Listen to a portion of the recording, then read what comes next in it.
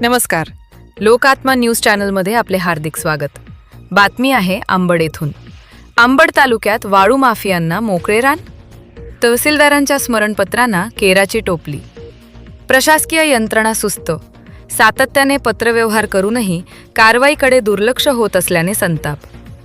जालना जिल्ह्यातील अंबड तालुक्यातील वाळू घाटांवरून होणारी अवैध वाहतूक आणि नियमांचे उल्लंघन रोखण्यासाठी तहसील कार्यालयाने कंबर कसली असली तरी इतर संबंधित विभागांच्या उदासीनतेमुळे वाळू माफियांवर कारवाई करण्यास खीळ बसल्याचे चित्र निर्माण झाले आहे.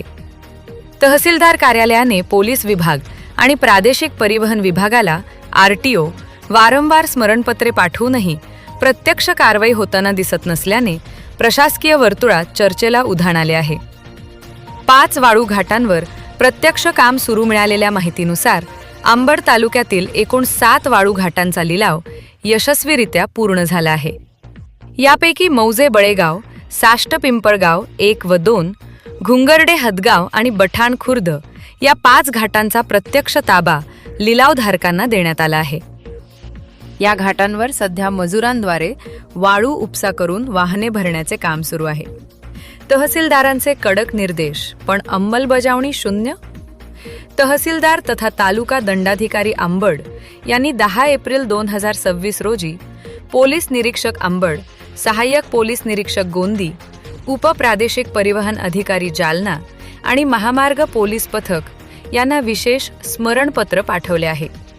या पत्रात खालील महत्त्वाचे मुद्दे मांडण्यात आले आहेत. नियमबाह्य वाहतूक, वाळूची वाहतूक करणाऱ्या वाहनांची नियमित तपासणी करणे अनिवार्य आहे. ओव्हरलोड आणि विनाक्रमांक वाहने, विनाक्रमांक असलेल्या आणि क्षमतेपेक्षा जास्त ओव्हरलोड वाळू भरलेल्या वाहनांवर कठोर कारवाई करण्याचे निर्देश दिले आहेत. गस्त वाढवण्याच्या सूचना, संबंधित विभागांनी आपापल्या कार्यक्षेत्रात नियमित गस्त घालून त्याचा अनुपालन अहवाल सादर करावा, असेही पत्रात नमूद करण्यात आले आहे. कारवाई कागदावरच. विशेष म्हणजे यापूर्वी 23 फेब्रुवारी आणि 27 फेब्रुवारी रोजी देखील या संदर्भात पत्रव्यवहार करण्यात आला होता. मात्र महिना उलटूनही परिस्थितीत सुधारणा न झाल्याने तहसीलदारांना आता स्मरणपत्र 1 धाडण्याची वेळ आली आहे. स्थानिक सूत्रांकडून मिळालेल्या माहितीनुसार तहसील कार्यालयाकडून पत्रांचा पाऊस पडत असताना पोलीस आणि आरटीओ विभाग मात्र कारवाईबाबत थंड प्रतिसाद देत आहेत. यामुळे शासनाचा महसूल बुडत असून पर्यावरणाचेही नुकसान होत आहे. जिल्हाधिकाऱ्यांकडे धाव या सर्व प्रकरणाची गांभीर्याने दखल घेत तहसीलदारांनी पत्राच्या प्रती जिल्हाधिकारी जालना, उपविभागीय अधिकारी आणि पोलीस अधीक्षक यांनाही माहितीसाठी पाठवले आहेत. आता तरी वरिष्ठ अधिकारी या प्रकरणाची दखल घेऊन सुस्त यंत्रणेला जागे करणार का, की वाळू माफियांचे हे साम्राज्य असेच सुरू राहणार, याकडे सर्वांचे लक्ष लागले आहे. लोकात्मा न्यूज चॅनलसाठी प्रतिनिधी तरंग कांबळे, अंबड. तर जे अवैध वाळू आहे किंवा विना नंबरच्या जे हायवा फिरतात त्या संदर्भात आपण काय उपाययोजना केल्यात याबद्दल काय सांगणार आहात सर? सध्या जे आहे अंबड तालुक्यातील घाट हे सरकारी लिलावाद्वारे या ठिकाणी देण्यात आलेले आहेत. त्या ठिकाणी आपण CCTV कॅमेरे लावलेले आहेत, त्याची पाहणी मी स्वतः पाहतो. त्याचबरोबर उत्खनन रात्री बेरात्री होणार नाही याची आम्ही काळजी घेतो. त्यानंतर जे काही वाहनं आहेत त्या वाहनावर जे काही आपल्याकडून आता प्रश्न विचारला गेलेला आहे की ते अवैध आहे. जे वाहनं रस्त्यावरती आहेत त्या रस्त्यावरच्या वाहनावर कारवाई करण्याचे किंवा तपासणी करून देण्याकरता वेगवेगळे पथक स्थापन करण्यात आलेले आहेत. त्या पथकाच्या अनुषंगाने जर ओव्हरलोड असेल तर ओव्हरलोडच्या अनुषंगाने आरटीओ विभागाला सुद्धा आम्ही पत्र दिलेलं आहे. पत्र देऊन त्याच्यासोबत कारवाई होत नसल्याबाबतच्या आम्हाला दिसून आल्यामुळे, त्याचबरोबर काही लोकांच्या परत नागरिकांच्या तक्रारी प्राप्त झाल्यामुळं त्यांना स्मरणपत्र सुद्धा दिलेलं आहे. त्यासोबतच विना क्रमांकाची जी काही वाहनं हायवा या ठिकाणी जात असल्याबाबतची सुद्धा काही तक्रारी प्राप्त झालेली आहेत.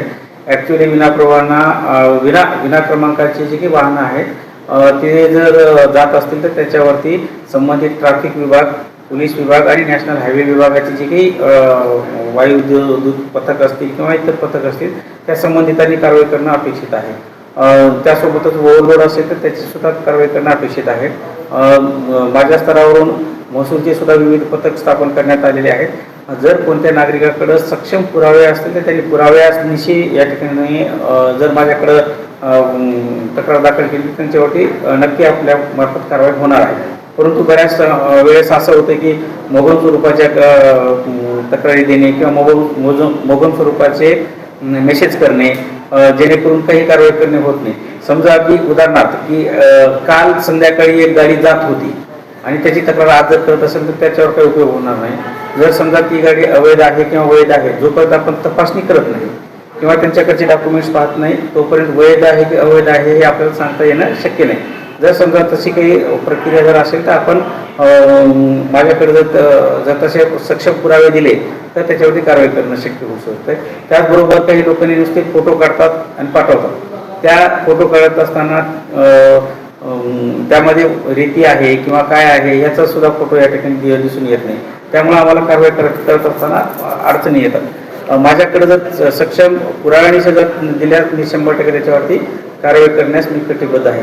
त्यासोबतच आपल्या इथं जे काही वाळूघाट आहेत वाळूघाट हे मॅन्युअलीच भरण्याचं काम चालू आहे. मी स्वतः वेगवेगळ्या वेळी तपासणी करत असतो आणि जसं त्यांच्याकडे काही तक्रारी असेल तर त्यांनी मला पुराव्यानिशी जर दिलं तर मी त्याच्यावर कारवाई करतो. बऱ्याच वेळेस जे काही नागरिक असतील किंवा लाभार्थी असतील ते विनाकारण काहीतरी तक्रार द्यायची म्हणून तक्रार देत असतात. परंतु त्यामुळं केवळ प्रशासनाचा आणि आपला सुद्धा वेळ वाया जाऊ शकतो. त्यामुळे सक्षम पुराव्यानुसार मला ज्याकडे तक्रार करा जेणेकरून त्याच्यावरती कारवाई करणे मला शक्य होईल. संध्याकाळच्या वेळेस वाहतुकीला परमिशन आहे कसं? हां, वाहतूक ह्याच्यात जे गौण खनिज आहे उत्खनन करण्याचं सूर्योदय तर सूर्यास्त असं असतं. बऱ्याच वेळेस आपण सकाळी 6 ते संध्याकाळी 6 असं आपण डोक्यात ठेवत असतो.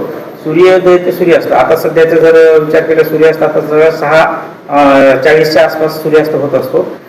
जर समजा सूर्यास्त होण्याच्या अगोदर ते वाहन झालेलं असेल त्याचे वाहन उत्खनन करून भरून बाहेर जर नदीच्या बाहेर आलेले असेल तर तो वाहतूक करू शकतो. कारण ती पावतीचा जो काही टायमिंग आहे तो टायमिंगपर्यंत ती वाहतूक करू शकतो. तसं तर ते 24 तास वाहतूक करू शकतात. परंतु ते उत्खनन करून नदीमधून उत्खनन करू शकत नाही हे मात्र सत्य आहे. चला, वाहतूक करण्यासाठी 24 तासची परमिशन आहे का करण्यासाठी? वाहतूक करू शकतो. मी तुम्हाला तेच सांगितलं की नवीन GR आहे त्या GR नुसार वाहतूक करू शकतात, उत्खनन करू शकत नाही. जर समजा आता संध्याकाळी 6:40 सूर्यास्त होत असतो, 6:39 त्यांनी पावती फाडलेली असेल तर त्याचा जो काही कालावधी आहे काही ठिकाणी 24 तासाचा कालावधी असतो, काही ठिकाणी 20 तासाचा कालावधी असतो. परंतु तो कालावधी जो आहे जोपर्यंत आपण ती पावती पाहत नाही किंवा त्याचे पुरावे पाहत नाही तोपर्यंत आपण ती व्हॅलिड आहे की इनव्हॅलिड आहे असं सांगू शकत नाही. त्याचबरोबर मोहमृत्य आपण हे पण सांगू शकत नाही की त्याचा अर्थ किंवा गैर अर्थ लोक घेऊ शकतील की रात्रभर ते चालवतात असंही त्याचा अर्थ नाही. फक्त त्याची व्हॅलिडिटी म्हणजे संध्याकाळी 6-6:30 वाजता जर सूर्यास्त होण्याच्या अगोदर जर त्यांनी जर पावती घेतलेली असेल तर त्या पावतीच्या अनुषंगानं ते वाहतूक करू शकतात असं स्पष्ट आहे. त्याचा चुकीचा अर्थही घेऊ नये आणि त्याचा ओढून काढून त्याचा काहीतरी दुसरा अर्थ ना त्या वाळूवाल्याने काढावं ना त्याचा गैरफायदा घेणाऱ्याने काढावं. मला असं स्पष्ट क्लिअरिफिकेशन आहे.